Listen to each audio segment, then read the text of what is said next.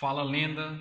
Hoje eu queria falar um pouco sobre disponibilidade e um pouco também sobre escalabilidade de aplicações. Para você que não sabe, meu nome é Juan, sou desenvolvedor já há um bom tempo, sou brasileiro atualmente e recentemente me mudei para Portugal, atuando como desenvolvedor aqui. Criei esse canal aqui com o intuito justamente de falar sobre conceitos técnicos, tanto para que eu aprenda quanto para que eu compartilhe conhecimento. Hoje eu queria falar um pouco sobre algumas técnicas e ferramentas que a gente tem para ter disponibilidade e escalabilidade das nossas aplicações. Você está familiarizado com o termo disponibilidade? Bem autoexplicativo.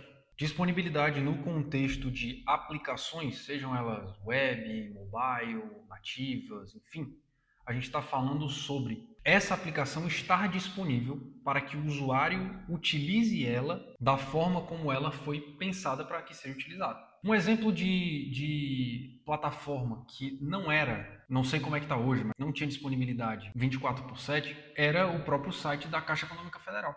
Há uns anos atrás, o site da Caixa Econômica Federal não tinha uma disponibilidade é, full time. A gente sabe que não tem como ser full time, mas eles iniciavam os servidores às 8 da manhã e às 5 horas estava tudo desligado. Se você tentasse entrar no site deles, você tomava um 503, você só podia usar no dia seguinte. Quase como se fosse uma loja física mesmo.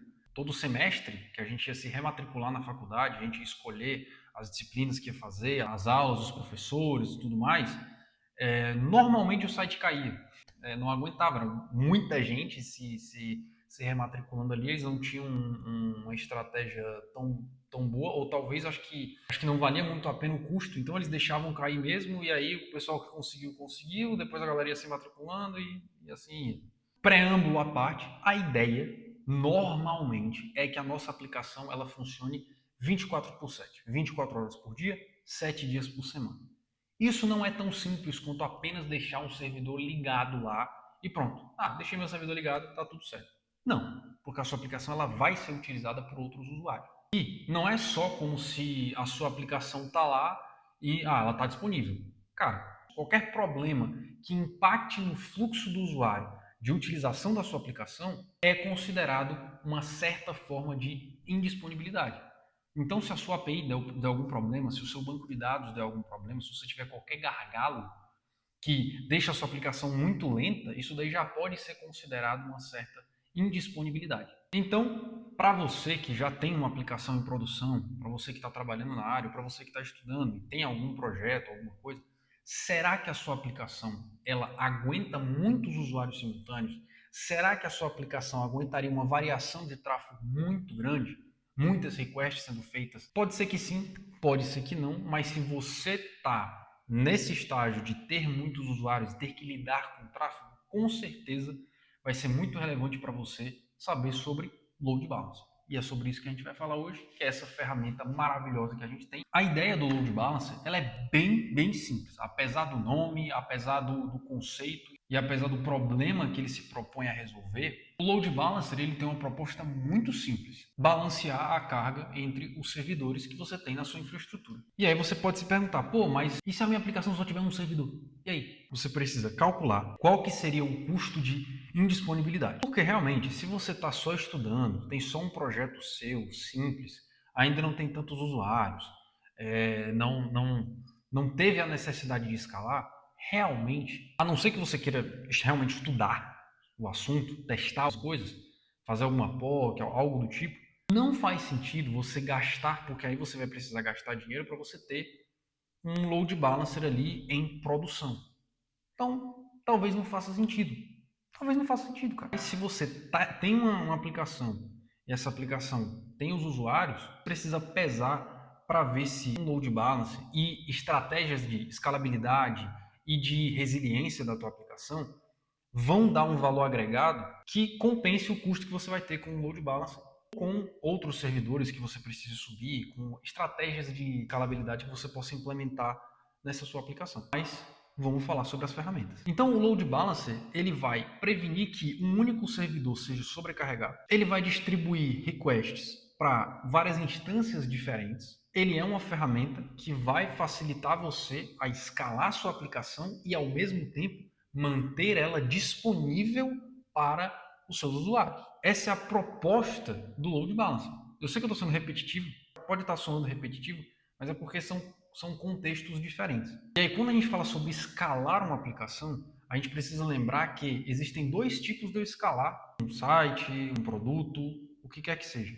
Eu posso escalar horizontalmente e eu posso escalar verticalmente. Se eu escalar verticalmente, significa que eu estou dando alguma espécie de upgrade nos atributos computacionais do servidor que eu tenho disponível. Se eu tenho um servidor que atua ali como um host para o meu banco de dados, né, que comporta o meu banco de dados, e eu estou tendo muitos usuários, muitas conexões ativas, muitas operações de escrita e leitura, e eu começo a topar, por exemplo, a memória RAM lá da minha EC2 que está rodando no meu banco de dados, eu posso só aumentar a memória RAM.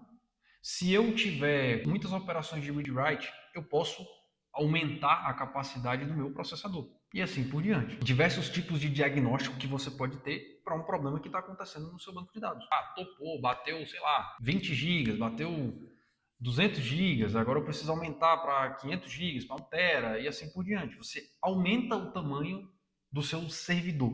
Isso seria escalar verticalmente. Só que eu também posso escalar horizontalmente, que ao contrário, né, de eu incrementar uma instância que já existe, eu crio uma nova com os mesmos atributos. Pode, talvez não sejam os mesmos atributos.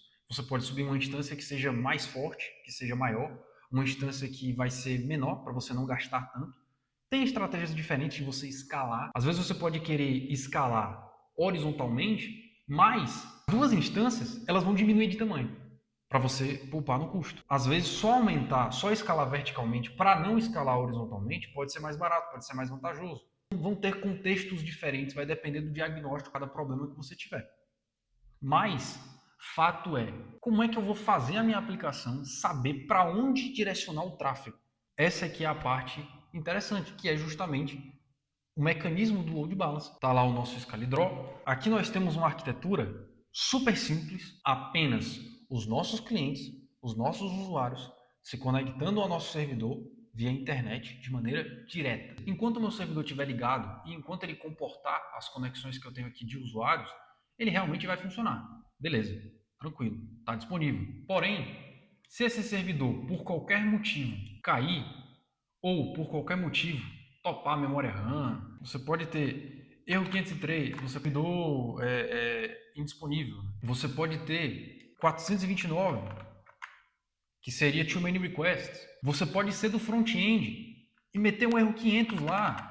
Algo deu errado no servidor. O que foi que deu errado no servidor? Rapaz, tem que ver isso aí. E você pode achar que isso é incomum. Mas imagina que você vai ter essa situação aqui. Você vai ter no seu servidor o seu front-end escrito em Next. Você vai ter o seu back-end escrito em Go, por algum motivo. Você vai ter o seu banco de dados rodando. E você vai ter todas essas transações acontecendo. O seu front-end fazendo requests para o seu back-end, o seu back-end fazendo operações de leitura e escrita no banco de dados, o seu banco de dados sendo consultado pela API e a API dando todo o retorno para o front-end, e você fica assim. E quando você tem tudo isso dentro de um mesmo servidor, existe um risco nisso aqui.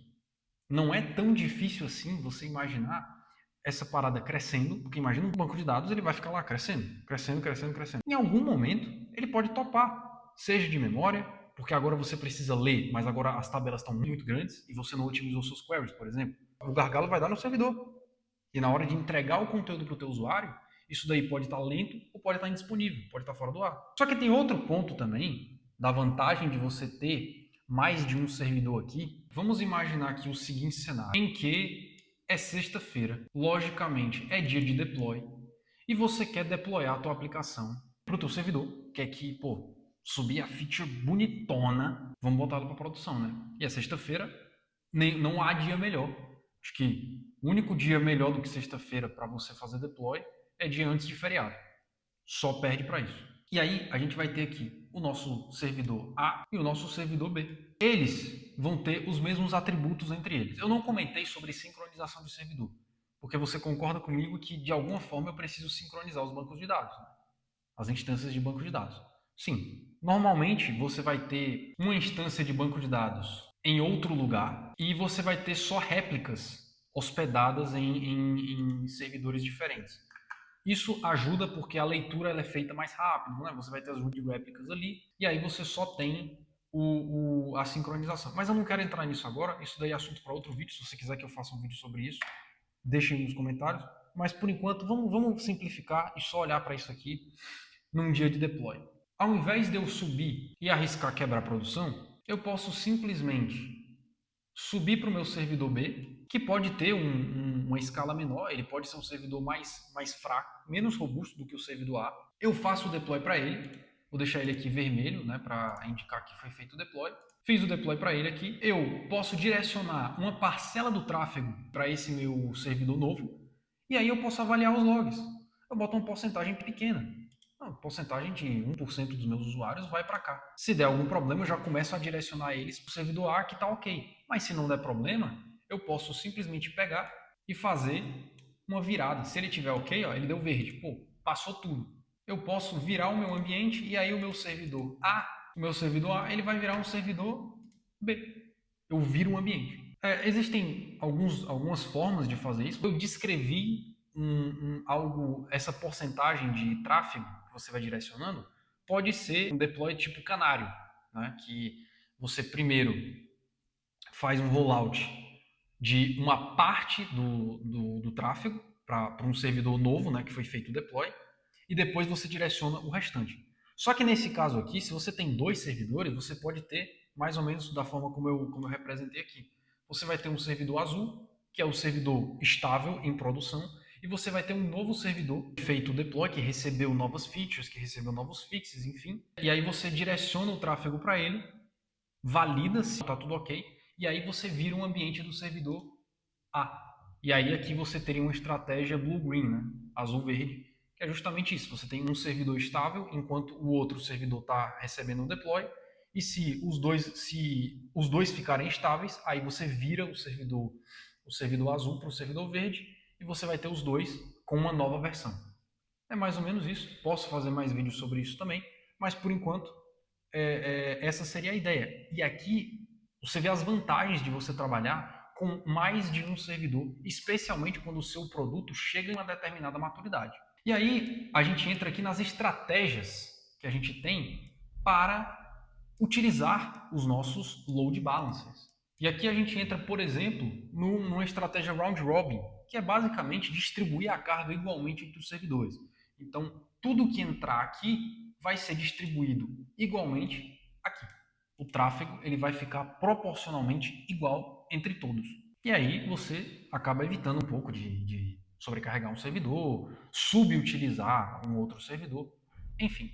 Outra estratégia também utilizada é a estratégia de Least Connections, que é justamente parecida com o Round Robin, mas aqui o tráfego vai para o servidor que tiver menos conexões ativas, para não sobrecarregar um determinado servidor e para uma utilização mais igualitária dos recursos computacionais de cada um. Outra estratégia, essas aqui são as mais conhecidas, é claro que existem outras, a estratégia de IP hash, que é basicamente você fixar. Se você assistiu os vídeos anteriores, você sabe que o nosso IP ele não muda. O nosso IP não muda, a não ser que você use uma VPN, o nosso IP ele é fixo, ele é um endereço de fato, né? Não é um endereço físico, é um endereço virtual, até porque a internet funciona assim. Né? A internet ela se baseia em um endereço de IP para conectar você com o servidor que vai estar em outro endereço.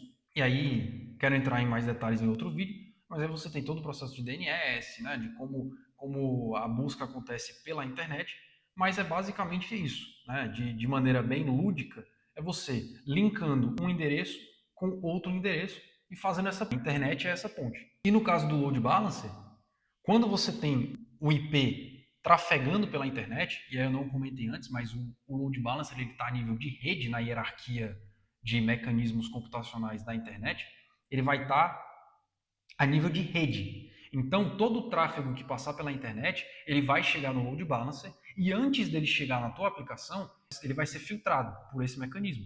E aí você vai associar um IP a um servidor. Essa seria a estratégia IP hash. Um cliente que tem o IP1, um outro cliente que tem o IP2 e assim por diante. Aí o nosso load balancer ele atribuiu ao IP1 o servidor 2. Então todas as vezes esse IP trafegar pela rede e bater no nosso load balancer, ele já vai ser direcionado para o servidor 2. No caso aí, o IP2 vai ser direcionado para o servidor 1. E assim por diante. Aí vai da estratégia de cada um. Aí você fala, pô, mas por que isso seria usado? Um caso que isso pode ser utilizado é no próprio YouTube. Sim, o próprio YouTube. O YouTube, ele não conta, ou ele pode querer não contar visualizações duplicadas. Se você assistir um vídeo e você vai assistir esse vídeo de novo, eu não quero visualizações duplicadas. Você já assistiu esse vídeo. Eu posso utilizar uma estratégia como essa para poder filtrar o tráfego e para eu não precisar fazer requests desnecessárias para o meu banco de dados e registrar que aquele usuário já assistiu aquele vídeo. Por exemplo, é um caso. É claro que envolveria outras operações para filtrar todos esses dados, para fazer analytics, enfim, mas é uma estratégia que seria possível de ser executada utilizando o IP hash. E, bom, é basicamente isso sobre a parte um pouco mais teórica do load balancer e algumas vantagens de você utilizar. É claro que tem algumas desvantagens, que é você, de fato, lidar com a infraestrutura e também lidar com os custos que o load balancer vai trazer para você. Mas, para a gente visualizar melhor isso, eu queria fazer um pequeno passo. Perdão pelo flashbang aí, eu sei que está tudo brancão, mas eu queria trazer uma visualização de como o load balancer funciona na prática, mais ou menos, assim, só fazendo uma aproximação, tá? Mas aqui utilizei o nosso querido Node para os haters de JavaScript. Fica tranquilo, é só uma demonstração, tá? Aqui nós temos o código. Essa demonstração, ela exala simplicidade. Você pode ver que eu tenho apenas aqui dois servidores, dois emuladores de servidores, Node, e simplesmente são servidores que vão ouvir em uma determinada porta da minha máquina. No caso aqui, esse servidor 1 vai ser a porta 1001, o servidor 2 vai ser a porta 1002. E a gente vai ter um load balancer também rodando em outra porta, que eu emulei com o Node, né, utilizando o Express, e ele vai rodar na porta 1003. E aí eu fiz algumas melhorias aqui de visualização, apenas para que você consiga ver o que está acontecendo um pouco por debaixo dos panos. E aí eu utilizei uma lib de socket, de WebSocket, só para a gente ver as conexões de cada bot e emular essa parada num front-endzinho simples aqui no nosso client. E é basicamente isso, né? Esse é o front-end que vocês estão vendo aqui. Perdão novamente pelo flashbang. E você vê, ó, eu posso dar um spawn de conexão, criar uma nova. E aí, ó, nesse caso aqui eu estou utilizando um round robin só para experimento. E aí eu estou dando um log aqui em cada conexão nova que eu vou conectando. E aí você pode ver, eu tenho uma conexão para o server 2, outra conexão para o server 1, uma conexão para o server 2. Então aqui é basicamente isso, eu coloquei esse ID aqui para cada bot, só para a gente conseguir visualizar corretamente. E aí você pode ver um sinalizador aqui só de para qual server ele está conectando. Mas é bem simples, se você quiser olhar aqui também a aba de network, você pode ver aqui em socket. Deixa eu dar uma recargazinha aqui. Toda vez que eu spawno uma conexão, né, ele abre a conexão dentro do WebSocket e a conexão fica ouvindo ali, só para a gente conseguir visualizar. E aí, ó, eu posso criar aqui quantas eu quiser e eu vou visualizando as conexões aqui. E é isso. Esse é o load balancer. Tem bastante coisa para falar, tem bastante ferramenta, tem vários tipos de load balancer, tem o Web Application Load Balancer, tem o Load Balancer a nível de aplicação, tem a nível de rede. Eu falei aqui de uma forma mais geral, mas, via de regra, o Load Balancer ele é isso, a definição é essa, e aí você vai utilizar em cada ocasião que for conveniente para a sua aplicação, para o estado que o produto está, enfim. Lembrando, não sou dono da verdade. Se você discorda de alguma coisa desse vídeo, talvez eu esqueci alguma informação, peço que você deixe nos comentários. Peço que você também se inscreva no canal se você gostou do vídeo, deixar o like também, compartilhar. Eu estou querendo trazer esses vídeos toda semana. Está sendo muito legal para mim, porque eu estou aprendendo e revisando conceitos. Também gosto de compartilhar esse conhecimento, porque eu sinto que é algo que às vezes cai um pouco no esquecimento, às vezes a gente não usa tanto no nosso dia e acaba esquecendo. Estou tentando trazer eles toda semana, então se você quer esse tipo de conteúdo, botão de se inscrever aí embaixo. E até a próxima.